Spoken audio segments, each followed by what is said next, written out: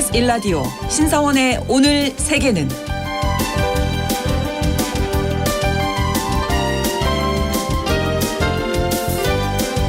안녕하십니까. 아나운서 신성원입니다. 제2차 세계대전 패전국이었던 일본은 오랫동안 무기 수출을 스스로 금지해왔습니다. 그런데 며칠 전 다카이치 내각은 무기 수출과 관련된 모든 규제를 폐지해버렸죠. 이제 일본도 전투기나 잠수함 같은 살상 능력을 가진 무기까지 수출할 길이 열린 겁니다. 이에 대한 반응은 엇갈리고 있습니다. 중국은 신형 군국주의라며 강하게 반발하고 있는 반면 미국은 물론 나토까지 환영하는 분위기인데요. 나토는 무작정 미국만 믿고 있을 수 없다는 인식을 같이 하면서 일본과 안보 협력을 강화하려는 모습입니다.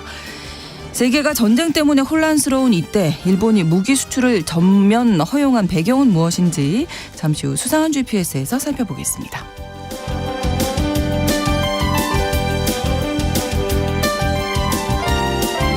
오늘 주목할 국제사회 뉴스 헤드라인 뉴스와 키워드로 정리해드립니다. 통신원 취재수첩에서는 폴란드 소식 준비하고 있습니다. 얼마 전 도널드 투스크 총리가 우리나라를 방문한 뒤에 폴란드에서는 방산협력뿐만 아니라 한국 대중문화에 대한 관심도 더 커지고 있다고 합니다. 자세한 내용 통신원 연결해서 알아보겠습니다. 4월 24일 금요일 KBS 1라디오 신성원의 오늘 세계는 시작합니다.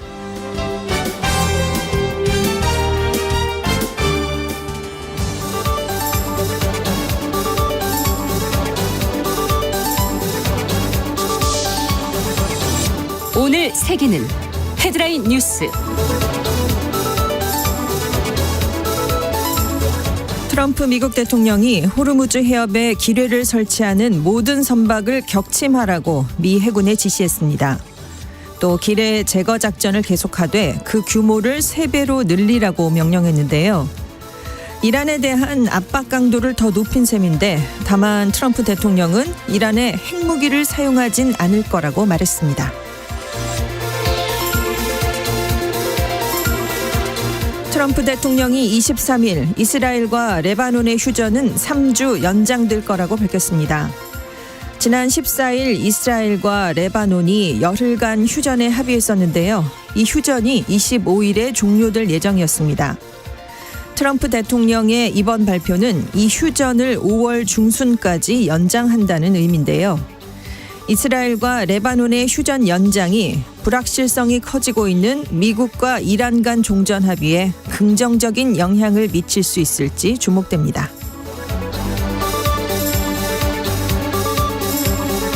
이란 전쟁으로 2달 가까이 운항을 중지했던 쿠웨이트 항공사들이 운항을 재개할 예정입니다. 쿠웨이트 정부는 자국의 두 항공사인 쿠웨이트 항공과 자지라 항공이 26일부터 전 세계 10여 곳 도시를 오가는 항공편 운항을 재개할 거라고 발표했는데요. 이번 쿠웨이트의 영공 재개방은 18일에 이란이 자국 동부 영공을 국제 항공기에 부분 재개방한 지 닷새 만에 나온 조치입니다. 이란은 전쟁이 시작되면서 자국 영공을 완전히 차단했다가 49일 만에 동부 구간부터 순차적으로 열기 시작했습니다.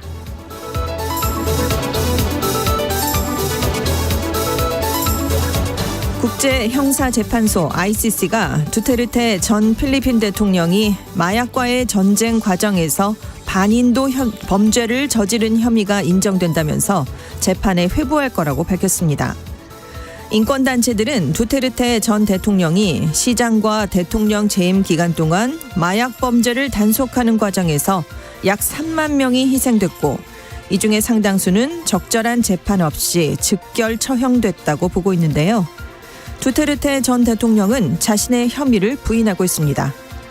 한편 필리핀 대통령실은 ICC의 결정을 존중한다고 밝혔습니다.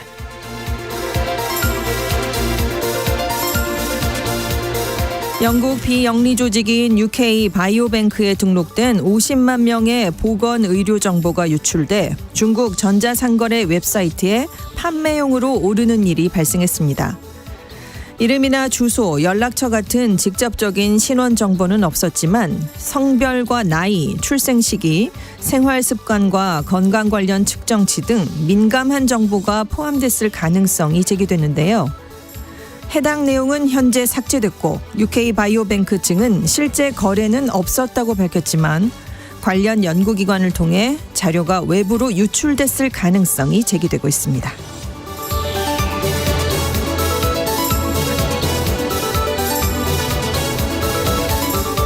오늘의 헤드라인 뉴스 외신캐스터 전주현 씨가 전해주셨습니다.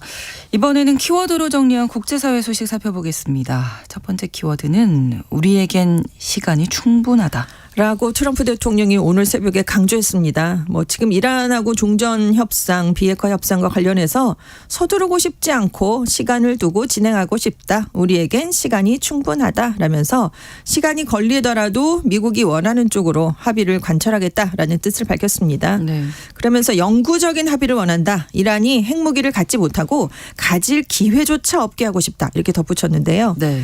지금 11월 중간 선거를 앞두고 유가가 상승하면서 유권자들의 표심에 영향을 주지 않겠느냐 이런 우려가 나오고 있고 그렇죠. 전쟁에 대한 지지율도 떨어지고 있고 이런 가운데 나왔다는 점에서 고도의 대이란 심리전이 아니냐 이런 분석이 나왔는데요. 네.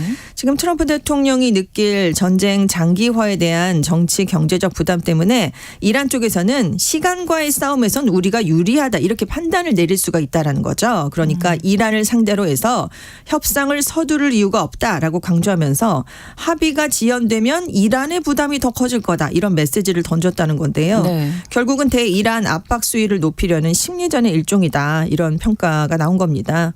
또 이란은 합의를 원하는데 그들은 지금 누가 나라를 이끌고 있는지조차 모른다. 혼란에 빠져 있다라면서 이란 수뇌부가 강경파, 온건파로 나뉘어서 통일된 입장을 정하지 못하고 있다라는 기존 주장을 또다시 반복을 했습니다. 네.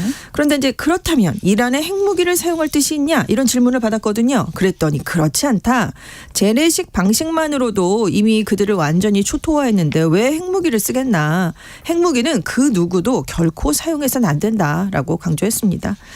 근데 사실 7일에 이란에 대해서 오늘 밤 한 문명 전체가 사라져 다시는 되돌릴 수 없다. 이렇게 어마무시한 얘기가 나오지 않았습니까? 네. 이거는 핵무기 사용을 하겠다는 뜻이 아니냐. 당연히 그런 얘기가 나왔었는데 오늘 발언을 통해서 보면 핵무기 사용할 뜻은 없다라는 걸 분명히 한 셈입니다. 또 동맹국에 대한 얘기도 빼놓지 않았습니다. 동맹국의 도움이 필요하지는 않았지만 그들이 개입을 하는지를 확인하고 싶었다. 그래서 지원 요청은 일종의 시험이었고 우리는 아무도 필요하지 않았다면서 또다시 동맹국을 압박하는 얘기도 빼놓지 않았습니다. 내일 또 무슨 얘기가 그러니까요. 나올지 몰라서 네. 네. 확신을 할 수가 없네요. 그렇습니다. 다음 키워드 줄어드는 모래시계. 네, 트럼프 대통령이 이렇게 우리는 시간이 충분하다라고 얘기를 했지만 실제로는 그렇지 않다라는 분석이 또 나왔는데요. 네. 미국의 전쟁 권한법이 있기 때문입니다. 이 법은 대통령이 의회에 무력 사용 승인 없이 적대 행위에 투입한 미군을 60일 이내에 철수하도록 규정을 하고 있거든요. 근데 이란 전쟁이 2월 28일에 시작이 됐고요. 그렇죠. 트럼프 대통령이 3월 2일에 의회에 전쟁 개시를 통보했는데 이 통보 후 60일이 다음 달 1일입니다. 뉴욕타임스는 지금 야당인 민주당은 물론이고 여당인 일부 공화당 의원들도 60일을 넘기는 것에는 동의하지 않고 있다 이렇게 보도를 했는데요. 네. 그래서 만약에 의회에서 반대 의견이 과반을 넘어가면 의회를 등진 채 전쟁을 해야 되는데 그렇다면 이 경우에 트럼프 대통령 집권 공화당은 굉장히 큰 정치적 부담을 떠안아야 됩니다. 그래서 워싱턴 포스트는 트럼프 행정부가 지금 200억 달러 우리 돈으로 약 30조 원의 이란 동결 자금을 해제하려는 검토에 착수했다 이렇게 보도를 했는데요. 네. 이것도 역시 시간 압박 때문이다 이런 분석인데 이란을 종전 협상 테이블에 불러와서 앉히고 조금 더 빠르게 합의를 이끌어내려면 돈이라는 당근책을 던져야 되는 게 아니냐 이런 분석을 트럼프 행정부가 했다는 겁니다. 그리고 트럼프 대통령이 계속해서 집권 1기 때부터 오바마 행정부가 이란과 핵합의를 맺을 때 17억 달러 2조 5,500억 원을 줬는데 현금 뭉치를 건네려 했다. 뭐 이런 거의 노래처럼 얘기하지 않았습니까? 네. 근데 지금은 자기도 역시 돈을 토대로 이란과 협상에 나서는 거기 때문에 네. 조금 체면이 구겨지게 됐습니다. 네. 다만 이란도 그럼 시간 문제에서 여유로우냐? 아닙니다. 지금은 버티고 있는데 호르무즈 해협을 미국이 역봉쇄하니까 전쟁 자금 줄이던 원유 수출길이 막혀버렸기 때문입니다. 그렇죠. 또 핵심 원유 수출 거점인 하르그 섬에 저장 시설이 있는데 이게 원유 수출을 못하니까 포화 상태에 점차 가까워지고 있습니다. 그렇겠네요. 네. 네. 그래서 2002년 핵개발 이후에 강도 높은 서방의 경제 제재를 받으면서 지금 경제가 많이 무너졌는데 지금 원유도 수출을 하지 못하니까 경제적 부담이 이란도 굉장히 커질 수밖에 없거든요. 네. 그러니까 이란도 결코 시간에서 자유로울 수는 없다라는 지적입니다. 네. 다음 키워드 비어버린 앞자리. 미국과 이란의 1차 종전협상이 결렬된 이후에 진전이 없는데요. 그런 가운데 갈리바프 이란 의회 의장이 이란 협상단 대표직에서 사임을 했다라는 보도가 나왔습니다. 네. 사실이라면 종전협상 테이블에서 협상 카운터파트 자리가 비어 있게 되는 셈인데요. 그러네요. 네. 더 타임스 오브 이스라엘이 23일자로 이스라엘 채널 12 방송을 인용해서 갈리바프가 마히디 이슬람 혁명수비대 총사령관 등 이란 혁명수비대 장성들이 이 협상판에 개입하는 걸 확대한다라는 이유로 사임을 했다 이렇게 보도를 한 겁니다. 네. 결정적 계기가 있었다는 건데요. 카타르가 내놓았던 호르무즈 해협 긴장 완화 방안이 받아들여지지 않았었기 때문이라고 합니다. 이 카타르가 이란에 이란 선박 20척의 호르무즈 해협 통과를 허용하는 대신에 걸프만 국가 소속 선박 20척을 통과시켜라. 이걸 좀 보장해줘라. 이런 내용을 던졌다는 겁니다. 네. 근데 아라그치 외무장관 같은 이란 정부의 강경파가 반대를 해서 이 제안이 거부됐다라는 건데요. 이걸 갈리바프 의장은 못마땅해 했다라는 겁니다. 그래서 전문가들은 지금 갈리바프 의장이 사임했다는 건 이란이 미국과의 합의 대신에 전쟁을 선택할 가능성이 높아졌다는 신호다 이렇게 분석을 내놨는데요. 투자 전문 매체인 인베스팅 라이브의 아담 버튼 수석 통화 분석가가 이 갈리바프 사임은 실용주의자들이 이란 협상 테이블에서 사라진 것이다. 갈리바프 의장은 보수 성향이긴 해도 네. 미국과의 끝없는 갈등이 국가 경제에 미치는 부담을 이해하고 있는 실용적인 인물이었기 때문이다. 이렇게 분석을 내렸습니다. 네. 그래서 이제는 이란 강경파와 군부가 협상 주도권을 잡게 된 게 아니냐 이런 분석까지 나오고 있는데요. 다만 타임 오브 이스라엘은 관련 보도에 대해서는 출처가 불분명하다라면서 정확한 사실 여부에 대해서는 언급을 하지 않았고요. 이란 언론인인 모하마드 가데리도 가짜 뉴스다 이렇게 반박을 했는데 이것도 역시 시간이 우리에게 답을 알려줄 것 같습니다. 그렇습니다. 자, 다음 키워드 지금은 캐너지 시대. 네, 이란 전쟁 이후 세계적으로 에너지 공급이 지금 빈익빈 부익부 현상을 보이고 있습니다. 에너지를 확보하는 모습이 K자형으로 지금 양극화되고 있거든요. 네. 그래서 제가 K자와 에너지를 합쳐서 캐너지라는 단어를 한번 만들어 봤는데요. 네네. 이란 전쟁 때문에 국제 유가가 뛰니까 각국이 에너지 사재기를 하고 있습니다. 그런데 이게 좀 지나치다라는 거죠. 실제로 공급이 감소된 이상으로 가격 상승 압력이 발생해서 양극화가 심화되고 있다고 뉴욕타임스가 지적을 했는데 지금 미국, 중국, 유럽, 일본 같이 자본력이 있는 국가들이 에너지 물량을 선점하고 수출을 제한하는데 그러다 보니까 저 발전 국가들은 에너지 위기를 더 심하게 겪고 있다라는 겁니다. 네. 그래서 유럽 국가들이 특히 항공유를 확보하기 위해서 아시아 국가들보다 우리가 돈을 더 줄게 이렇게 제안을 하고 있대요. 그래서 중국은 또 정제유 수출을 중단하는 한편으로 대규모 저장 시설을 활용해서 원유 비축량을 늘리고 있습니다. 일본은 총리가 원유 확보에 나섰습니다. 그래서 지금 멕시코에서 원유 100만 배럴을 확보했어요. 7월 달에 일본에 도착을 하는데 네. 21일에 다카이치 총리가 셰인바움 멕시코 대통령과 전화회담에서 이걸 관철했다고 합니다. 근데 물량이 많은 건 아닌데요. 100만 배럴이. 최근에 일본이 멕시코에서는 거의 원유를 구매하지 않았거든요. 네. 근데 새로운 루트를 뚫은 거기 때문에 큰 의미가 있다. 이런 평가가 나왔고 반면에 에너지 자금률도 낮고 외환 보유액이 부족한 아시아, 라틴 아메리카, 아프리카의 저개발국들은 급등하는 유가를 감당하지 못하고 있습니다. 그렇죠. 그래서 연료 배급제부터 주 4일 근무제까지 비상 대응에 나서고 있는데요. 이 모습이 코로나19 팬데믹 때 각국이 마스크 등 보호 장비 수출을 금지하고 백신 사재기 경쟁을 벌였던 때랑 비슷하다 이런 지적도 나왔습니다. 네. 그때 일부 국가들이 백신에 들어가는 화학 물질조차 사재기를 해버렸기 때문에 빈국들은 또 마스크를 공급받지 못했었거든요. 그렇죠. 네. 그래서 이제 세계 각국이 그냥 정글의 법칙 현장처럼 돼버렸다라는 비판도 나오고 있는데요. 너무 안타깝네요. 네. 네, 최근에 중국과 태국이 자국 수요를 위해서 항공유 수출을 중단하니까 국제통화기금, 세계은행, 국제에너지기구가 에너지 비축 및 수출 금지 자제를 해달라는 공동 성명을 발표하기도 했습니다. 예. 다음 키워드 용기 있는 분은 할인해드려요. 네, 중동 전쟁이 장기화되면서 일본에서도 플라스틱 포장재 가격이 치솟았습니다. 자영업자들이 지금 부담이 커지고 있거든요. 네. 그래서 손님이 용기를 직접 챙겨오면 할인해주는 식당이 나타났습니다. 지금 얼마나 올랐냐면 식품용 포장재 제조업체인 세키스이 카세이 공업이 최근 정육 포장 용기에 쓰이는 발포 폴리스티렌 시트의 가격을 1kg당 120엔 약 1,100원을 인상했습니다. 네. 그리고 어시장이나 농산물 시장에서 흔히 쓰이는 스티로폼 상자 가격도 함께 올렸거든요. 또 다른 회사도 식품 트레이용 랩 가격을 35%나 인상을 했고 지금 도시락 뚜껑용 시트, 과자 포장용 필름 제품 가격도 상향 조정이 됐습니다. 그러다 보니까 자영업자들이 용기를 비축하기 위해 나서면서 소비 절감을 위한 아이디어도 함께 내놓고 있는 건데요. 네. 고구마 디저트를 파는 오이모비 요리라는 곳은 10일부터 뚜껑이 있는 용기를 챙겨온 손님에게는 이 고구마를 30엔 약 2,700원씩 깎아주고 있습니다. 네. 또 간사이 지역에서 12개 매장을 운영하는 수산물 전문점 니시아사도 포장용기 가격 인상 통보를 받은 뒤에 다회용 용기 활용을 늘리겠다 이런 발표를 내놨는데요.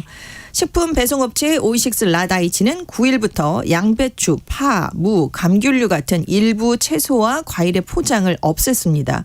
그랬는데도 고객 불만이 아직까지는 접수가 되지 않았대요. 그래서 네네. 앞으로 이곳이 포장재를 한 20% 더 줄여보겠다라는 계획을 발표했습니다. 이번을 계기로 뭔가 네, 일회용에서 네. 다회용 줄여보자. 예, 네. 예, 많이 사용하는 걸 권장하게 되는 그런 문화가 정착되지 않을까. 그랬으면 좋겠네요. 네. 자, 다음 키워드 사랑도 지원이 되나요? 일본이 저출산 문제 때문에 인구 감소를 겪고 있는데요. 그러다 보니까 지방자치단체가 직접 연애 장려 정책을 내놨습니다. 네. 매칭해주는 애플리케이션들이 요즘 많이 쓰이고 있잖아요. 젊은 층 사이에서. 결혼 전 단계부터 그렇습니다. 관여를 하겠다. 네. 네. 이 앱 이용료를 지원해주겠다는 거죠. 아. 젊은 층의 만남 자체를 늘리겠다는 구상인데 네. 그래서 고치현이 10일부터 지역 내 20세에서 39세 미혼 청년을 대상으로 민간 매칭 앱 이용료를 지원하는 보조금 프로그램을 시작했습니다. 그래서 이런 서비스에 가입할 때 최대 2만엔 약 18만 5천 원을 지원해 주는데요. 네. 이게 서비스 이용료보다는 좀 낮지만 그렇겠죠. 네, 네. 초기 진입 비용 부담은 낮춰줄 수 있는 수준은 얼마든지 되는 겁니다. 그래서 참여를 유도해 보겠다라는 취지인데 네. 이런 정책이 나오게 된 건 남녀가 만나는 방식이 예전과 달라졌기 때문입니다. 2024년 조사 결과 39세 이하 기혼자 중에 약 25%가 데이팅 앱을 통해서 배우자를 만났다. 이렇게 오. 조사가 됐거든요. 네. 근데 과거에는 뭐 중매라던가 직장, 학교 뭐 이런 데서 많이 만나다가 결혼으로 이어졌잖아요. 네. 근데 최근에는 개인화된 매칭 서비스가 이제 연애와 결혼의 주요 플랫폼으로 떠오르게 된 셈입니다. 그리고 저출산과 인구 감소가 장기화하는 상황도 영향을 미쳤는데요. 이제 결혼 자체가 줄어들었습니다. 그러다 보니까 아이를 낳는 비율도 많이 떨어지게 된 거죠. 그래서 지자체가 만남 단계부터 기획을 하게 됐다라는 평가인데요. 네. 다만 반응이 엇갈린답니다. 일부에서는 만남 기회를 늘려주는 현실적인 접근이다라는 긍정적인 평가가 나왔지만 한편으로는 높은 생활비, 장시간 노동, 양육 비용 부담 이런 근본적인 문제가 해결이 안 됐는데 네. 결혼을 하겠냐 만나겠느냐 이런 비판이 나오고 있어요. 그러니까 단순하게 비용을 지원하는 것만으로 해결이 안 된다라는 반발인데요. 그렇죠. 일본에서 2024년에 출생아 수가 1899년 이후 최저치로 내려갔습니다. 근데 이때 사망자가 출생아보다 100만 명 가까이 많은 자연 감소가 나타났거든요. 아, 네. 특히 이제 고치현이 이 앱을 지원하고 있는데 일본 안에서도 인구 감소가 빠르게 진행되고 있는 것으로 조사가 됐습니다. 네.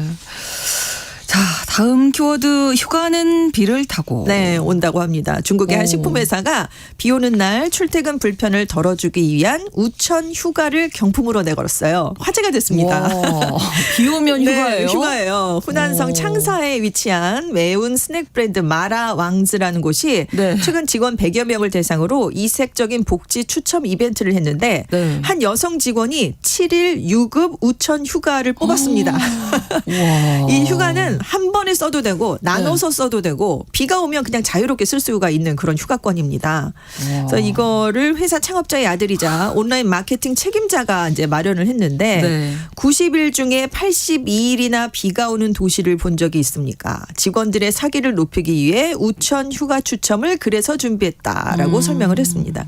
그래서 경품이 다 비에 맞춰졌어요. 건조기, 제습기 여기 포함되고 장화, 우산 같은 것도 있었고 예. 비 오는 날 지각 면제권, 오. 출퇴근 보조금 이런 것도 혜택이 제공됐습니다. 좀 괜찮은데요? 괜찮죠? 네. 그래서 지각 면제권이 비 오는 날 2번까지 지각해도 네. 불이익을 받지 않게 되는 그런 경품이었고 네. 추첨에 무엇보다 꽝이 없었대요.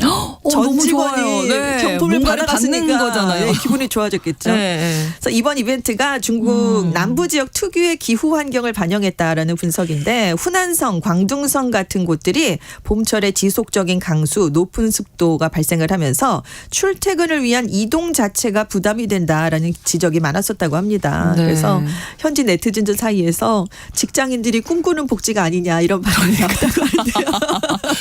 와. 지금 중국에서는 이런 이색 복지가 잇따라 나오고 있어요. 네. 기분이 좋지 않을 때 사용할 수 있는 불행 휴가를 주는 데도 있고 고객 응대 과정에서 겪는 스트레스를 보상해주는 고층 보상금 제도를 도입해서 화제를 모인 곳이 있거든요. 예. 그러니까 예전에는 단순하게 금전으로 지원을 했는데 그러니까요. 직원 체감도를 높이는 방향으로 기업 복지가 다양해지고 있다. 이런 평가가 나오고 있습니다. 이 소식만 들어도 기분이 좋아지죠. 갑자기.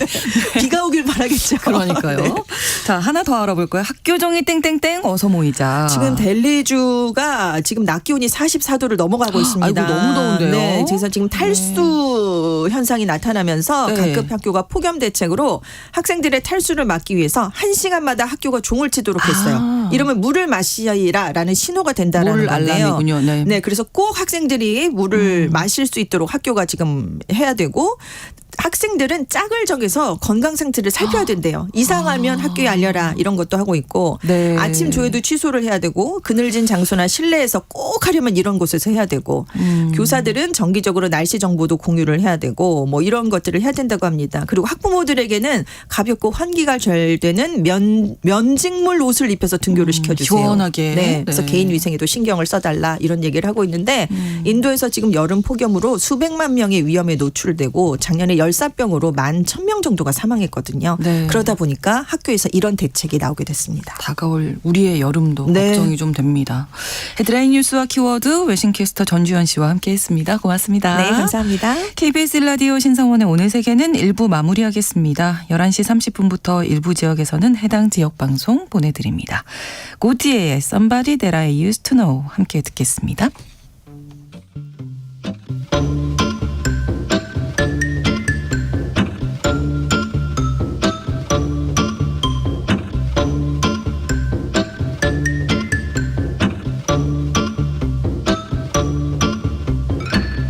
Now and then I think of when we were together, like when you said you felt so happy you could die. I told myself that you were right for me, but felt so lonely in your company. But that was love and it's an ache I still remember.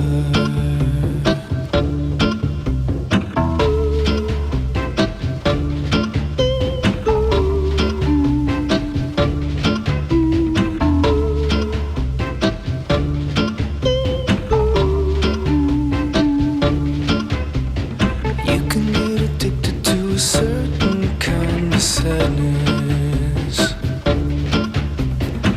like resignation to the end, always the end. So when we found that we could not make sense, well, you said that we would still be friends. But I'll admit that I was glad it was over.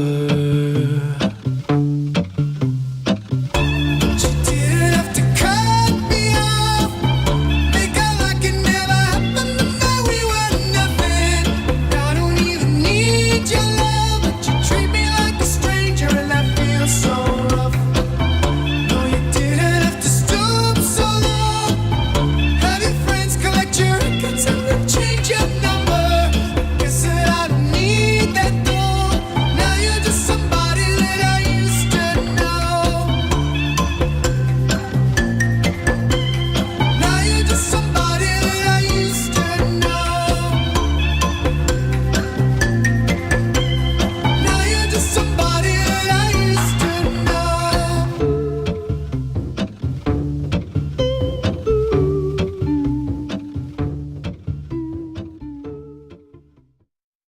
지금 시각은 11시 30분입니다.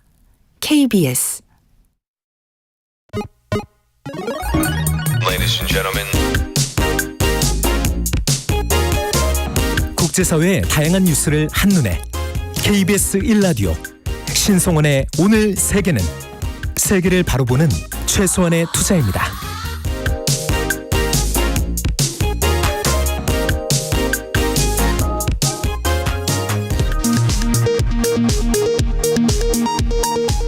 이 시각 라디오 정보센터 뉴스입니다.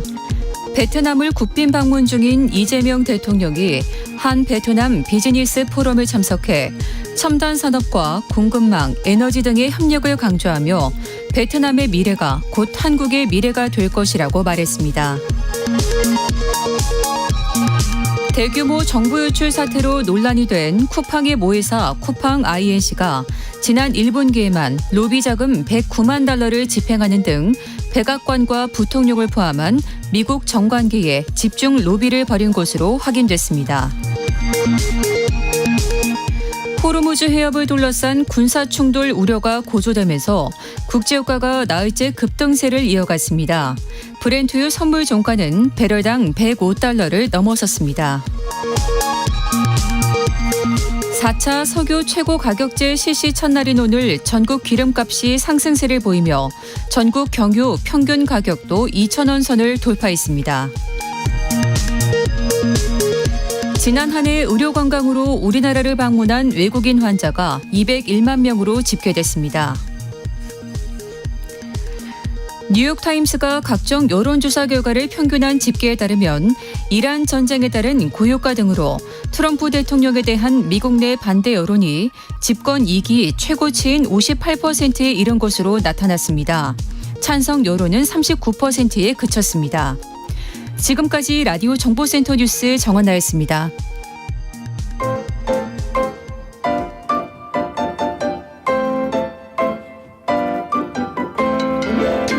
통신원 취재 수첩.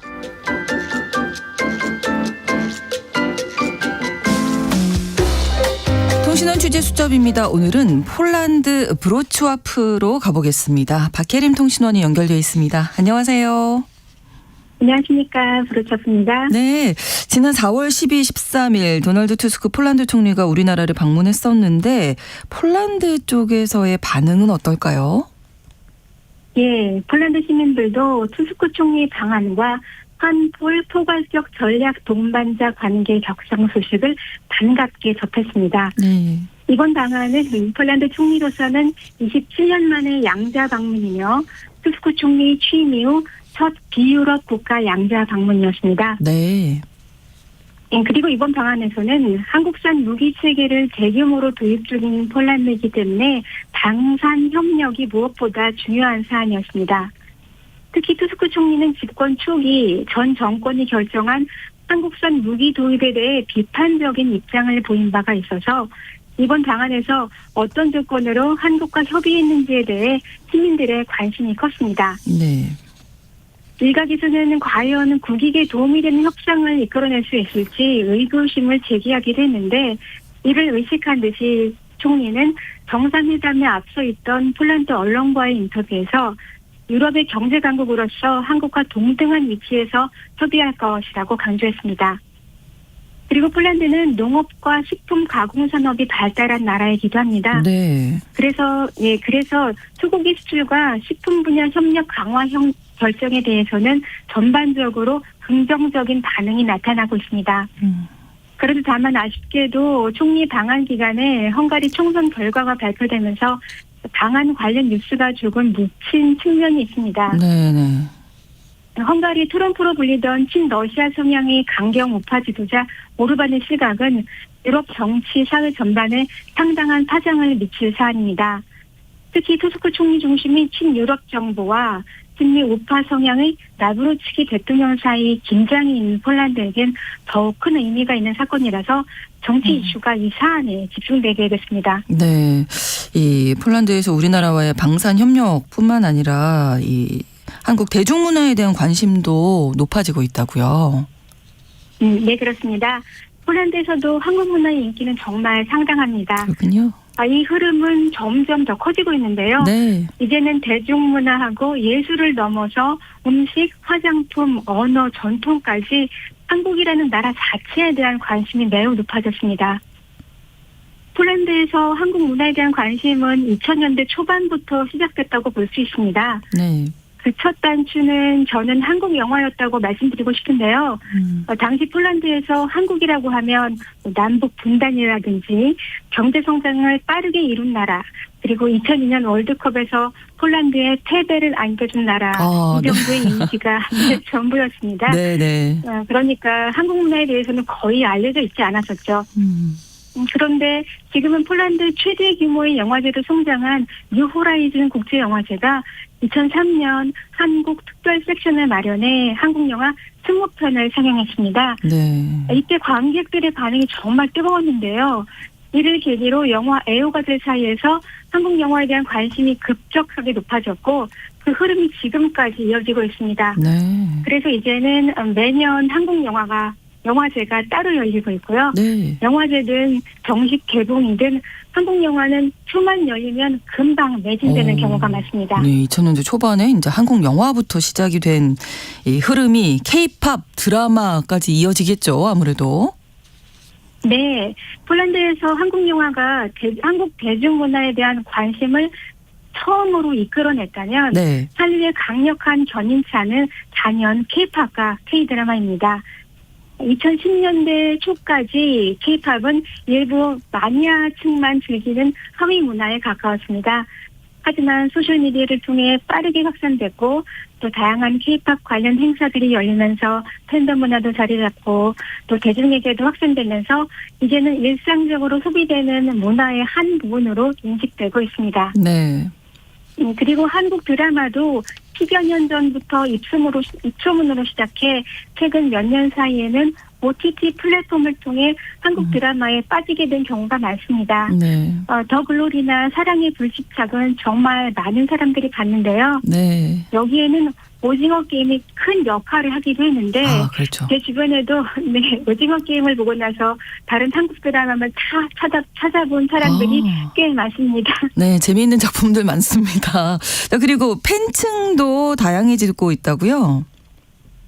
예, 그렇습니다. K-팝하고 한국 드라마를 즐기는 사람들 중에는 젊은 여성들이 가장 많지만 네. 최근에는 중장년층 팬들도 눈에 띄게 들었습니다. 네. 몇 년 전까지만 해도 이런 분들은 주로 혼자 조용히 컨텐츠를 즐기는 경우가 많았는데 네. 요즘은 SNS를 통해 적극적으로 관심사를 나누고 오프라인 행사에도 직접 참여하고 있습니다. 네. 지난 21일 폴란드 유명 잡지 지비에르츠아도어 온라인판에는 BTS 팬이 된다는 것은 정신에 어떤 영향을 주는가라는 제목의 기사가 실렸습니다. 와, 네.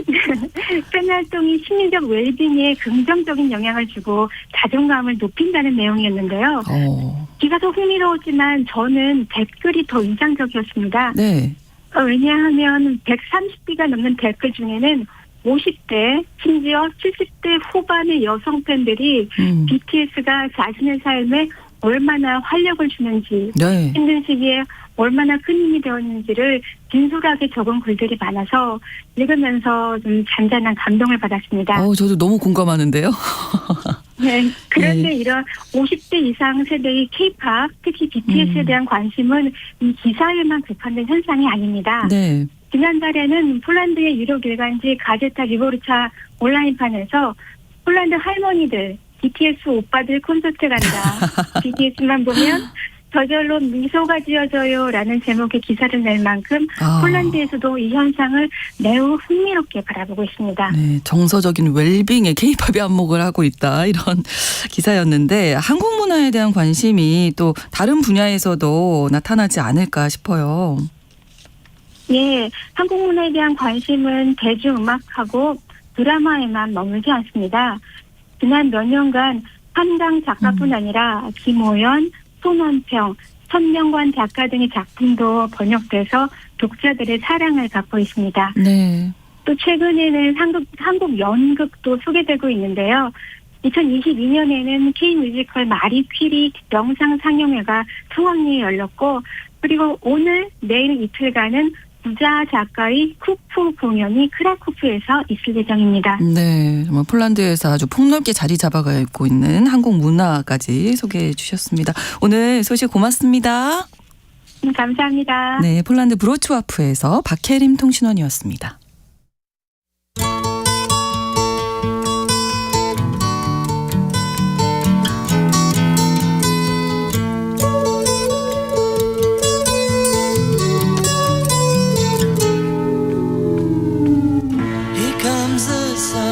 넓은 지구촌의 한 지역 장소를 중심으로 우리가 주목할 이야기 전해드리는 수상한 GPS입니다. 오늘도 구정은 국제전문기자와 함께하겠습니다. 어서 오세요. 안녕하세요. 자, 오늘은 이제 일본으로 가볼 텐데 사실 2차 세계대전 패전국인 일본이 무기 수출 금지했었잖아요. 네. 서서히 풀리다가 얼마 전에 모든 규제를 이제 다 없앤 거죠. 다카이치 사나의 내가 사실 예견됐던 것이기는 해요. 네. 네, 21일에 그 방위 장비 이전 3원칙을 개정을 했습니다. 근데 전 이런 말장난 같기도 하고 그냥 무기 수출이라고 하는 거를 방위 장비 방위장비라고. 이전. 네. 네, 국가안보회의 9개 부처 장관회의에서 이제 무기 수출을 규제해온 그 운용 지침도, 그러니까 이 3원칙도 개정하고 네. 그거의 구체적인 가이드라인이던 운용 지침도 개정하고 이 운용 지침에서 일본이 무기를 외국에 팔 수 있는 경우 방위 장비를 이전할 수 있는 경우를 군안, 수송, 그러니까 재난에서 이제 구호하는 거랑 수송이랑 경계 감시, 그리고 일본식 표현인데 소해라 그래서 이게 기뢰 제거하는 거예요, 바다에서. 네. 이 5개 유형에 한해서만 무기를 외국에 팔 수 있다 했는데 이 규정을 없앴습니다. 이 5개 유형이라는 조항을 폐지해서 전투기라든가 호위함, 잠수함 이렇게 살상 무기도 다 수출을 할 수 있게 한 거죠. 네, 전 세계 어디든 무기를 수출할 수 있게 된 건가요? 지금은 일단 방위 장비 이전 협정이라는 거를 일본과 맺고 있는 나라 이제 한정이 되어 있습니다. 네네. 이게 영국, 인도, 필리핀 이런 17개 나라인데 이게 캐나다, 스페인 그리고 핀란드하고도 이제 협정을 맺기로 되어 있어요. 네. 그래서 아마 이제 20개 나라로 확대될 건데 계속 늘리려고 늘리겠죠. 하겠죠. 일본에서는. 네. 그리고 또 이번에 전투가 벌어지고 있는 나라에도 이제 무기를 수출할 수 있는 여지를 남겼는데 네. 그러니까 원칙적으로는 협정을 맺고 있는 나라라고 해도 지금 전쟁을 벌이고 있는 나라는 수출을 할 수가 없게 되어 있어요. 근데 여기다가 일본의 안보상 필요한 거라든가 특별한 사정이 있을 경우 이제 예외를 인정할 수 있다 이런 식의 조항을 붙였는데 네. 이게 대체로 그 나라에 직접적으로 관여한다라기보다는 이제 특히 미국, 이제 동맹국인 미국이나 우호국, 그러니까 일본과 친한 나라가 만약에 일본의 지원을 요구할 경우에 응할 수 있는 그런 길을 열어둔 걸로 이제 풀이가 되고 있습니다. 네, 지금 전쟁 중인 곳이 이곳저곳 있는데 일본이 이 시점에 이 무기 수출 제한을 풀어버린 이유가 궁금하네요. 그렇죠. 이제 다카이치 총리의 말을 보면은 어느 나라든 한 나라만으로는 자국의 평화 안전을 지킬 수 없다. 그래서 방위 장비 측면에서 서로를 지원하는 파트너는 중요하다. 그러니까 무기를 이제 서로 사고 팔고 하는 게 일본의 안보에 결국 좋다라는 건데 네. 그러니까 일본 언론들 보도를 보니까 그 러시아 우크라이나 침공 여기서 러시아도 그렇고 우크라이나도 그렇고 이제 무기와 이제 탄약 공급 결국은 이제 무기를 확보를 누가 얼마나 많이 할 수 있냐 이게 시급한 과제인 거를 보여준 것도 그렇고 최근에 보니까 미국도 이란 공격하면서 사실 미사일이라든가 굉장히 진짜 탄약이 부족해지고 있다는 얘기들 나오는데 네. 이런 상황 진짜 이제 무기를 확보를 해놔야 되겠구나라는 게 좀 배경이 있지 않는지 이건 일본 언론들의 아주 실무적인 수준의 분석인 거고 네. 동중국해 갈등 이제 남중국해 중국과 동남아 국가들 말고 일본과 중국 사이에도 동중국해 갈등 있잖아요. 네. 중국과 긴장 관계에 또 영향을 미친 것 같고 네. 근데 다카이치 정권이 계속해서 말하는 거는 동지 국가와의 협력을 강화한다는 거예요. 근데 인도 태평양 지역에서 이제 중국의 군사 활동이 활발해지고 있는데 네. 일본이 미국이라든가 동지국에 무기를 수출하면 장기간에 걸친 이제 긴밀한 관계 만들 수 있지 않느냐. 근데 이제 이때 대표적으로 이제 고려하고 있는 게 아마 필리핀 같은 나라들일 거예요. 네. 남중국해에서 중국하고 중국과 갈등을 빚고 네. 있는 일본의 친구를 상대로 이제 무기를 수출하겠다. 뭐 이런 얘기를 하고 있는 것 같아요. 그렇군요. 자, 그러면 일본의 무기 수출 금지 언제부터 시작된 거죠? 사실 일본이 패전 뒤에 네. 무기 생산 수출 금지됐는데 이거 금방 풀렸어요. 그다음에 바로 한국 전쟁이 일어나면서 그때 미국이 발주해서 일본이 탄약을 생산해서 이제 미군에 주는 거 이렇게 돼서 무력화됐다가 네. 1960년대에 이제 반전 분위기도 강했고 그러면서 그때 1967년에 당시에 그 사토 에이사쿠 총리가 이제 무기 수출 금지 3원칙이라는 걸 만들었었죠. 그래서 뭐 공산권 국가라든가 분쟁 중인 국가라든가 그다음에 유엔이 무기 이제 거래 못하게 한 나라라든가 이런 나라들한테는 무기 팔지 않는다라고 했었고 네. 그다음에 76년에는 아예 무기 수출을 전면적으로 이제 안 하겠다 이렇게 선언을 해요. 근데 일본의 방산 업계들은 계속해서 로비를 했었고 그래서 80년대부터 조금씩 요번 건에 대해서는 예외 이런 식으로 요거 네네. 미국에 넘기는 거는 이번 건에 한해서 예외. 근데 그런 예외 사례들을 계속해서 만들어 왔던 거죠. 그러다가 이제 우리 알다시피 뭐 21세기 들어와서는 특히 이제 아베 신조 정권 때 계속해서 풀어줬죠. 그래서 결정적으로 이제 변화를 맞았던 게 2014년에 무기 수출 금지 3원칙 이 말을 없애고 네. 방위 장비 이전 3원칙으로 변경을 했던 거예요. 그러면서 많이 풀어줬는데 여전히 그 국민들 사이에서 여론이 좋지 않으니까 이제 그거를 그렇게 표현을 바꾸면서 그때 5개 유형으로 한정해서 하겠다. 이제 이렇게 말을 했었는데 이번에 그거조차 폐지를 한 거죠. 그래서 그렇겠죠. 일본의 군사화에 브레이크가 없어졌다 이런 얘기가 지금 나오더라고요. 상황 보면은 진짜 좀 자민당 정권이 교체되질 않잖아요. 일본은 네. 그런 것도 있고 이 제도적으로 봐서도 이 3원칙 그다음 운용 지침 이게 법률이 아니어서 국회 심의가 필요가 없습니다. 그냥 그렇군요. 정부 여당이 결정하면 돼요. 네네네. 이제 그거 자체도 굉장히 중요한 사안인데 그래서 무기 수출 여부는 이제 총리가 주도한 이 국가안보회의에서 이제 심사를 하고 만약에 수출을 결정한다. 심사한 다음에 결정한 다음에는 견제장치 국회에 문서로 통보하겠습니다. 그건 견제가 아니죠. 이번에 설명한 거로는 우리가 모든 의원들한테 문서로 드리겠습니다. 저는 그 일본식의 이런 의사결정 구조 참 어떻게 보면 참 이해가 안 가는 측면이 있는데 네. 이게 문서로 주느냐 구두로 하느냐가 중요한 게 아닌데 그렇죠. 이제 의회는 사실상 견제할 방법이 없는 거예요. 과거에는 그 아베 정권도 이거를 완전히 폐지하지 못했던 이유가 집권 자민당하고 연정을 꾸렸던 공명당이 나름의 브레이크 역할을 해줬죠. 그래서 공명당 때문에 사실은 어떻게 보면은 그 하고 싶어서 5개 유형이란 것도 네. 만들고 네네. 공명당 입장은 완화까지는 논의할 수 있지만 폐지는 안 된다였었거든요. 근데 지금은 공명당이 지금 도저히 이 자민당의 현 정권과는 못하겠다 그래서 연정 탈퇴하고 그 우익 정당인 일본 유신회랑 이제 연정을 꾸려서 다카이치 내각이 출범을 했잖아요. 네. 근데 공명당은 일종의 자민당에 대한 브레이크 역할을 해줬는데 일본 유신회는 반대로 지금 가속 페달을 하고 있죠. 그러네요. 그래서 원래 연정 꾸릴 때도 이거 폐지하겠다라고 했었고, 근데 과거에 무기 수출을 70년대 이제 전면 이제 중단하겠다라고 했을 때 네.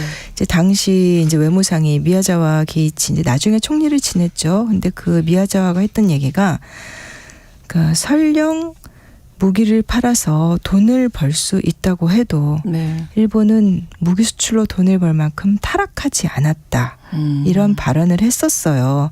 근데 올해 이제 지난달에 참의원 예산위원회에서 공명당 간사장이 네. 이제 그 발언을 인용을 하면서 문제를 제기했어요. 그때 다카이치 총리의 답변이 뭐였냐면 네. 시대가 변했다. 산업과 연결해서 수익을 내는 거를 타락이라고 생각하지 않는다. 이렇게 이제 그런 인식을 바로 이제 네. 드러내놓고 표현을 했죠. 그러니까 목적이 무기 판매에서 수익을 결국은 벌어들이는 그거죠. 거? 뭐 네. 일본이 지금 무슨 다른 나라를 침공해서 네. 다시 제국주의하겠다. 그거는 아닐 텐데 작년 8월에 미쓰비시 중공업이 호주랑 공동으로 호위함 건조 사업 이 계약을 맺었습니다. 네. 근데 공동 개발을 하는데 주축은 뭐 미쓰비시지만 뭐 호위함 생산할 때 뭐 안테나는 NEC가 만들고 센서는 히타치 제작소가 만들고 또 레이더는 미쓰비시 전기가 하고 그러니까 일본의 방위 산업 이 업체들이 총력을 모아서 추진하는 프로젝트예요. 네. 이거를 호주랑 공동 개발하기로 한 게 이게 바로 그 5개 유형 그 금지 조항 때문이었어요. 5개 유형에 해당되지 않으니까. 근데 그때 그동안에 쭉 이렇게 무기 수출 관련된 이제 고삐들을 풀면서 다른 나라랑 공동 개발일 경우에는 풀 수 있다라고 했기 때문에 이제 공동 개발 형식을 한 건데 이번에 이제 이런 족쇄가 다 풀어졌으니까 일본 방위 산업체들은 굉장히 기대감이 크겠죠. 그렇겠네요.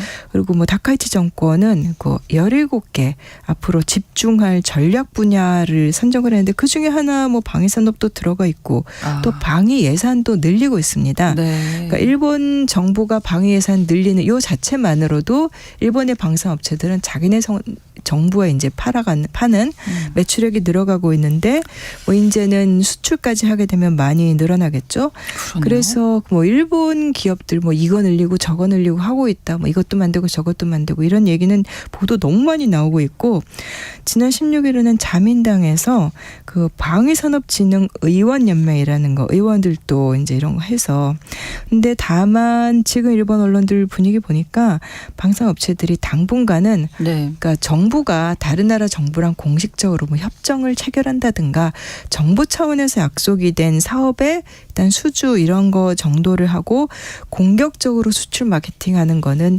일단은 조금 이렇게 눈치를 보면서 상황을 볼 거다. 뭐 이런 얘기들 나오고 있습니다. 네, 그럼 무기 수출 이렇게 전면적으로 허용한 것에 대해서 일본 내에서의 반응이 궁금해요. 일본 내부에서는 찬성이 많지만 반대도 만만찮은 정도로 봐야 될 것 같아요. 네. 정부가 자기네들한테 좀 유리하게 조사한 거에서도만 한 거기서는 뭐 70%가 찬성한다 그랬는데 여론은 팽팽한 것 같고 네. 뭐 일본 공산당 같은 데나 아니면은 지식인들은 이제 반발을 하죠.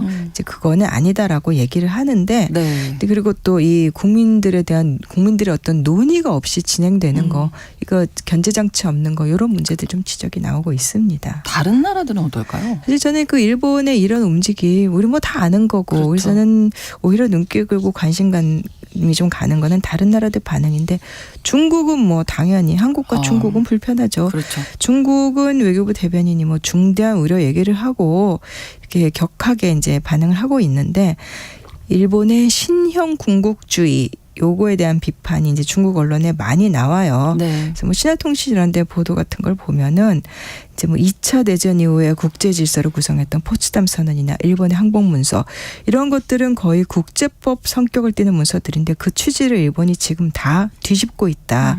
그리고 또 패전국이었던 일본은 군국주의를 진정으로 청산한 적이 없다.